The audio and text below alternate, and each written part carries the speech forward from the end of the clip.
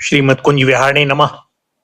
श्री स्वामी हरिदास विजय तेतराम, श्री योगल सरकार, सदगुरुदेव और आप सभी रसिक भक्त वृंदों के श्री चरणों में दास का साष्टांग दंडवत प्रणाम। आज श्रीमद् भागवत महापुराण के एकादश स्कंद के अंतर्गत चौथा अध्याय भगवान के अवतारों का वर्णन। राजा निमि ने पूछा, योगीश्वरों, भगवान स्वतंत्रता से अपने भक्तों की भक्ति के वश होकर अनेकों प्रकार के अवतार ग्रहण करते हैं और अनेकों लीलाएं करते हैं। आप लोग कृपा करके भगवान की उन लीलाओं का वर्णन कीजिए जो वे अब तक कर चुके हैं, कर रहे हैं या करेंगे। अब सातवें योगीश्वर द्रुमिल जी ने कहा, राजन, भगवान अनंत हैं, उनके गुण भी अनंत हैं। जो यह सोचता है कि मैं उनके गुणों को गिन लूंगा, वह मूर्ख है, बालक है।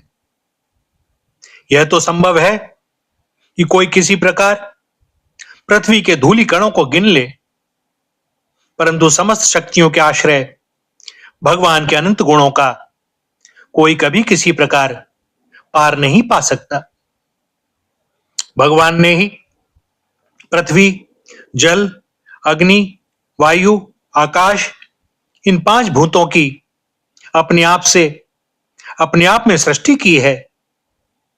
जब वे इनके द्वारा विराट शरीर ब्रह्मांड का निर्माण करके उसमें लीला से अपने अंश अंतर्यामी रूप से प्रवेश करते हैं, भोक्ता रूप से नहीं, क्योंकि भोक्ता तो अपने पुण्य के फलस्वरूप जीव ही होता है, तब उन आदिदेव नारायण को पुरुष नाम से कहते हैं। यही उनका पहला अवतार है। उन्हीं के इस विराट ब्रह्मांड शरीर में तीनों लोक स्थित हैं। उन्हीं की इंद्रियों से समस्त देहधारियों की ज्ञानेंद्रियां और कर्मेंद्रियां बनी हैं। उनके स्वरूप से ही स्वतः सिद्ध ज्ञान का संचार होता है। उनके श्वास प्रश्वास से सब शरीरों में बल आता है तथा इंद्रियों में शक्ति और कर्म करने की शक्ति प्राप्त होती है। उन्हीं के सत्वादि गुणों से संसार की स्थिति, उत्पत्ति और प्रलय होते हैं। इस विराट शरीर के जो शरीरी हैं, वे ही आदिकर्ता नारायण हैं। पहल जगत की उत्पत्ति के लिए उनके रजोगुण के अंश से ब्रह्मा हुए। फिर वे आदि पुरुष ही संसार की स्थिति के लिए अपने सत्वांश से धर्म तथा ब्राह्मणों के रक्षक यज्ञपति विष्णु बन गए। फिर वे ही तमोगुण के अंश से जगत के संहार के लिए रुद्र बने। इस प्रकार निरंतर उन्हीं से परिवर्तनशील प्रजा की उत्पत्ति, स्थिति और संहार होते रहते हैं। दक्ष प्रजापति की कन्या का नाम था मूर्ति। वह धर्म की पत्नी थी।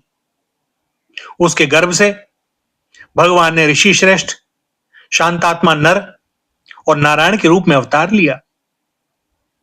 उन्होंने आत्म तत्व का साक्षात कराने वाले उस भगवद आराधन रूप कर्म का उपदेश किया, जो वास्तव में कर्म बंधन से छुड़ाने वाला और नैष्कर्म स्थिति को प्राप्त कराने वाला है। उन्होंने स्वयं भी वैसे ही कर्म का अनुष्ठान किया। बड़े बड़े ऋषि मुनि उनके श्री चरण कमलों की सेवा करते रहते हैं। वे आज भी बद्रिकाश्रम में उसी कर्म का आचरण करते हुए विराजमान हैं। ये अपनी घोर तपस्या के द्वारा मेरा धाम छीनना चाहते हैं। इंद्र ने ऐसी आशंका करके स्त्री, बसंत आदि दल बदल के साथ कामदेव को उनकी तपस्या में विघ्न डालने के लिए भेजा। कामदेव को भगवान की महिमा का ज्ञान न था, इसलिए वह अप्सरागण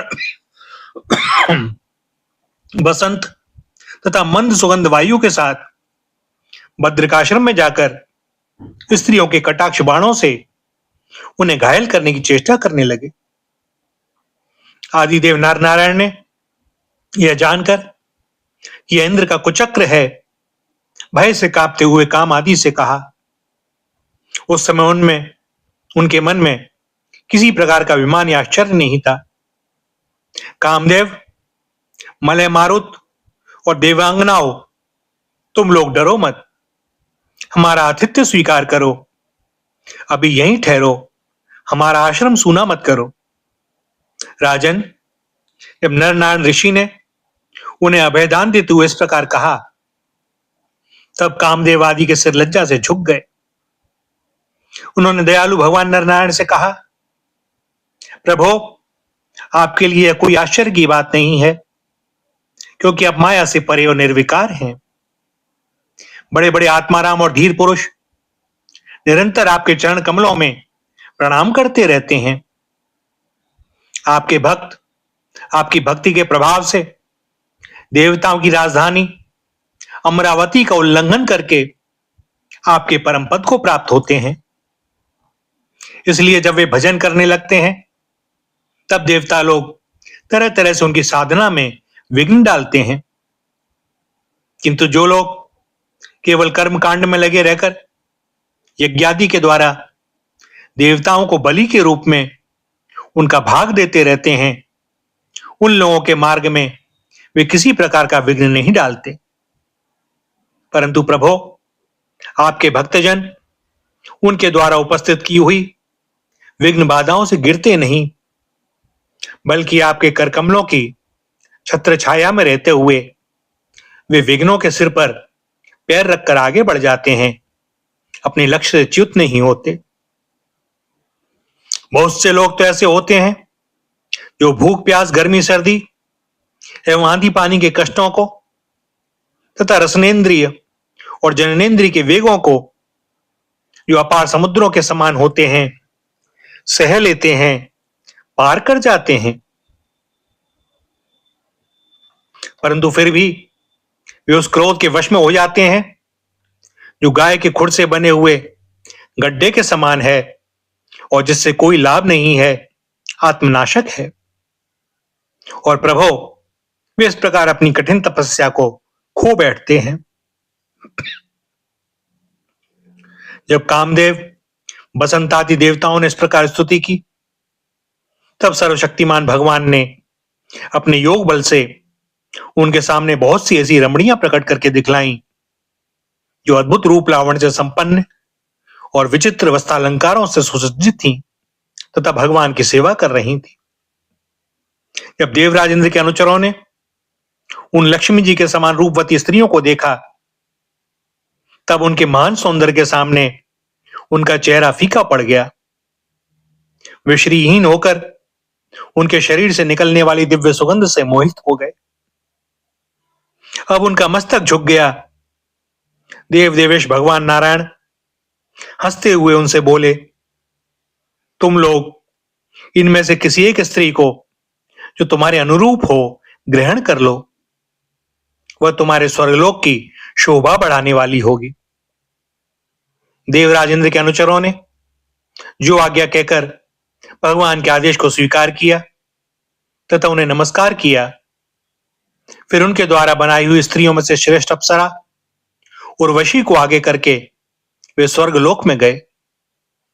वहां पहुंचकर उन्होंने इंद्र को नमस्कार किया तथा भरी सभा में देवताओं के सामने भगवान नरनारायण के बल और प्रभाव का वर्णन किया।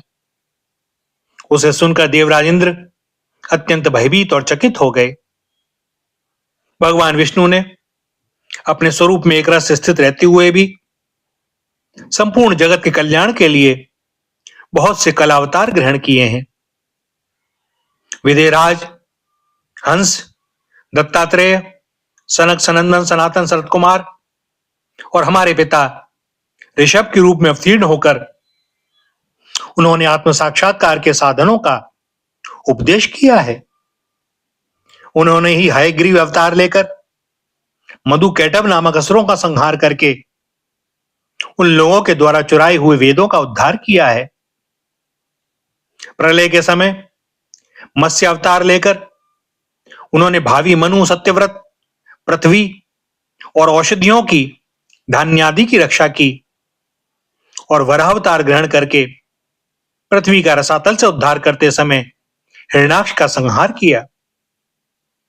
कूर्मावतार ग्रहण करके उन्हीं भगवान ने अमृत मंथन का कार्य संपन्न करने के लिए अपनी पीठ पर मंदराचल को धारण किया और उन्हीं भगवान विष्णु ने अपने शरणागत एवं आर्त भक्त गजेंद्र को ग्राह से छुड़ाया। एक बार वाल्मीकि ऋषि तपस्या करते करते अत्यंत दुर्बल हो गए थे। वे जब कश्यप ऋषि के लिए समिधा ला रहे थे तब थककर गाय के खुर से बने हुए गड्ढे में गिर पड़े, मानो समुद्र में गिर गए हों। उन्होंने जब स्तुति की तब भगवान ने अवतार लेकर उनका उद्धार किया। वृत्तासुर को मारने के कारण जब इंद्र को भ्रमहत्या लगी और वे उसके भय से भागकर छिप गए, तब भगवान ने उस हत्या से इंद्र की रक्षा की। और जब असुरों ने अनाथ देवांगनाओं को बंदी बना लिया, तब भी भगवान ने ही उन्हें असुरों के चंगुल से छुड़ाया। जब हिरण्यकशिपु के कारण प्रहलाद आदि संत पुरुषों को भय पहुंचने लगा, तब उनको निर्भय करने के लिए भगवान ने नरसिंह अवतार ग्रहण किया और हिरण्यकशिपु को मार डाला। उन्होंने देवताओं की रक्षा के लिए देवासुर संग्राम में दैत्यपतियों का वध किया और विभिन्न मनवंतरों में अपनी शक्ति से अनेकों कलावतार धारण करके त्रिभुवन की रक्षा की। फिर वामन अवतार ग्रहण करके उन्होंने याचना के बहाने इस पृथ्वी को दैत्यराज बलि से छीन लिया और अदिति नंदन देवताओं को दे दिया। परशुराम अवतार ग्रहण करके उन्होंने ही पृथ्वी को 21 बार क्षत्रियहीन किया। परशुराम जी तो है वंश का प्रलय करने के लिए मानो भृगुवंश में अग्नि रूप से ही अवतीर्ण हुए थे। उन्हीं भगवान ने रामावतार में समुद्र पर पुल बांधा एवं रावण और उसकी राजधानी लंका को मटियामेट कर दिया। उनकी कीर्ति समस्त लोकों के मल को नष्ट करने वाली है। सीतापति भगवान राम सदा सर्वदा सर्वत्र विजय ही विजयी हैं। राजन, अजन्मा होने पर भी पृथ्वी का भार उतारने के लिए ही भगवान यदुवंश में जन्म लेंगे और ऐसे ऐसे कर्म करेंगे जिन्हें बड़े बड़े देवता भी नहीं कर सकते। फिर आगे चलकर भगवान ही बुद्ध के रूप में प्रकट होंगे और यज्ञ के अनाधिकारियों को यज्ञ करते देखकर अनेक प्रकार के तर्क वितर्कों से मोहित कर लेंगे और कलयुग के अंत में कल की अवतार लेकर वे ही शूद्र राजाओं का वध करेंगे। महाबाहु विदेहराज भगवान की कीर्ति अनंत है। महात्माओं ने जगतपति भगवान के ऐसे ऐसे अनेकों जन्म और कर्मों का प्रचुरता से गान भी किया है। भैया यहां पर एकादश स्कंद के चौथे अध्याय का समापन होता है और दास को अनुमति दें आज के लिए वाणी को विराम देने की। आगे श्री हरि की जैसी जो इच्छा। श्री राधा, श्री राधा, श्री राधा।